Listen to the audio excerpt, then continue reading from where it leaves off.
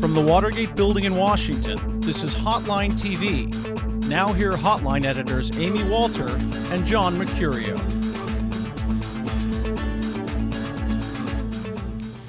Welcome to Hotline TV, everybody. I'm John Mercurio. And I'm Amy Walter. It's jumping on or off bandwagon time. And Amy, you know how I love jumping on and off bandwagons. Ooh, unfortunately I do. Yeah, I've been there.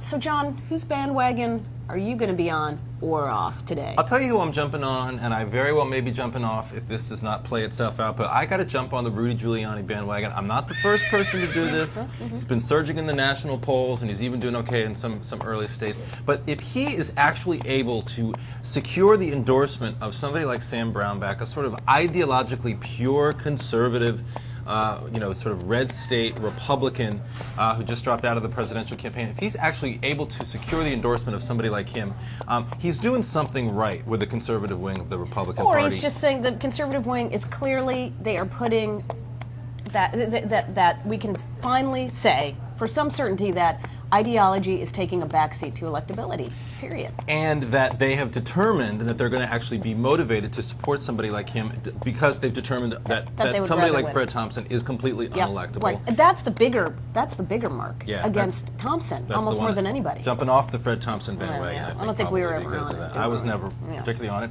But for the same reason, I'm jumping off of the Mike Huckabee bandwagon because, you think Mike Huckabee might be sort of a social conservative ally of Sam Brownback's. They were both sort of the middle tier of the Republican primary process. He would have been a sort of more natural, presumed endorsee for somebody like Brownback. The fact that Brownback now seems to be leaning towards Giuliani, I think, really speaks ill of Huckabee's ability to win the primary. All right, so you know what I've had? This is funny, because I put Huckabee on my VP bandwagon. I'm on the Huckabee for Veep bandwagon. So here's what he does. He takes somebody like a Giuliani. He also gives him those creds, right? It's nice to have a Southern governor on your ticket, somebody not who has an economic populist message, I think can also be helpful in some of these states like Ohio, where right now Democrats are at advantage, not just because of the upset over Bush or the war, but because the economy, which has been an issue there for some time, is really bubbling up as a big, big concern for Republicans. You put somebody like Huckabee on there, could help maybe temper it a little bit. Put the Giuliani-Huckabee team against a Democratic ticket led by Hillary Clinton. They'll be getting it from both sides. They got the New York angle, the Arkansas angle. Interesting. That's very interesting. Anybody that you're jumping on or off? I'm jumping off. I'm sorry. I'm jumping on, and this is new for me, everybody. If you're a regular watcher of Hotline TV, you know this is new. Jumping on the John Edwards bandwagon for the sole reason that... Because Dave Yepsen told you to. Because Dave Yepsen is always in my ear telling me what to do. He's got... David Yepsen is in my ear right now from the control room, the Hotline TV control room. Look, I mean, but he makes a very good point. Look, if the Democrats are going to hold their caucuses on, Thursday, January 3rd, Edwards is heavily favored. Look, there are a couple of reasons for that. Obama relying heavily on sort of college students, people who are probably not going to be able to get back to Iowa.